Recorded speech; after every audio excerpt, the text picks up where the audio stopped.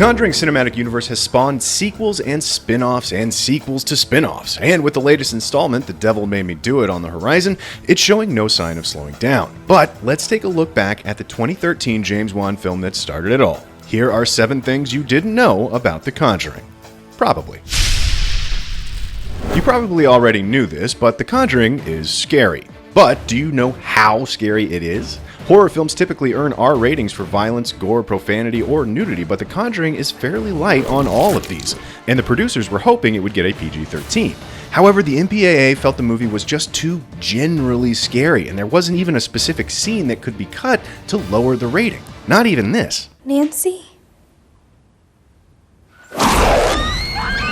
And since the filmmakers didn't want to alter the film's overall tone, the R rating stuck, sending shivers down the spines of Catholic priests everywhere, which is a segue that will make sense in a second.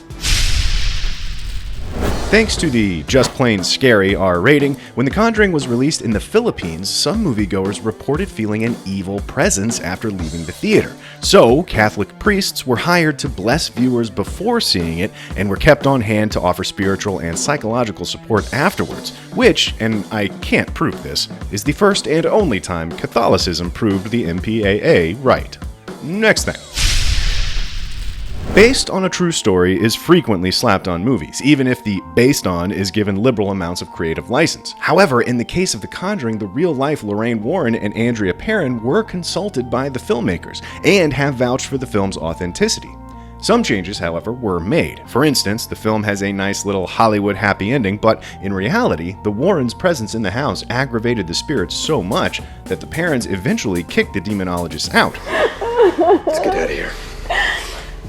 That said, Andrea Perron has called The Conjuring a work of art rather than a work of fiction, which, as a diplomatic review of the movie, is a work of art in itself.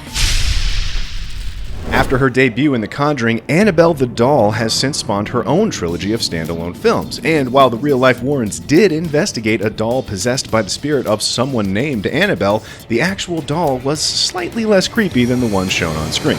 It was a Raggedy Ann doll, and just like the one in the movie that's kept under lock and key, the original Annabelle is on display at the Warrens Museum of the Occult in Monroe, Connecticut, safely secured behind some sort of phantasm plexiglass. Unsurprisingly, The Conjuring's production might have been just as haunted as the true story it was, air quotes, based on. While consulting the real Lorraine Warren over the phone, the filmmakers reported an unusual amount of distortion. And James Wan recalled one night working on the screenplay, his dog got very upset by some unseen presence in the corner of the room. Meanwhile, the morning after signing on to play Lorraine, Vera Farmiga awoke to find 3 large, fresh scratches on her laptop screen. And when visiting the set, the Perron family noticed a strong cold breeze, which inexplicably didn't move any leaves on nearby trees. And even more inexplicably, our next thing is also about a tree. Spooky, right? You may know that nature is scary, but what you may not know is it's apparently not scary enough for James Wan. The enormous creepy tree featured prominently on the poster and throughout the movie was a total fabrication, both narratively and physically. It was an idea of James Wan's that was turned into a 50-foot set piece by the production team. As for the house itself, though the original Perron farmhouse was in Rhode Island, The Conjuring was filmed in North Carolina at a suitably creepy house because, like I've always said, it's easier to find creepy houses than creepy trees. Meanwhile, back in Rhode Island, our last thing is about the actual haunted farmhouse. The current owners reported nothing spookily out of the ordinary prior to 2012, but they began hearing things go bump in the night after the movie came out. Not from evil spirits, but from trespassing Conjuring fans and occultists. What? I had to go. The owners allegedly sued Warner Brothers for monetary damages and a brand new security system, but there's no evidence it ever went to trial. They have since resorted to selling tickets for daily investigation tours of the house, which can be booked online. And we will not be sharing that link. Well, like I said, it doesn't always work when you want it to.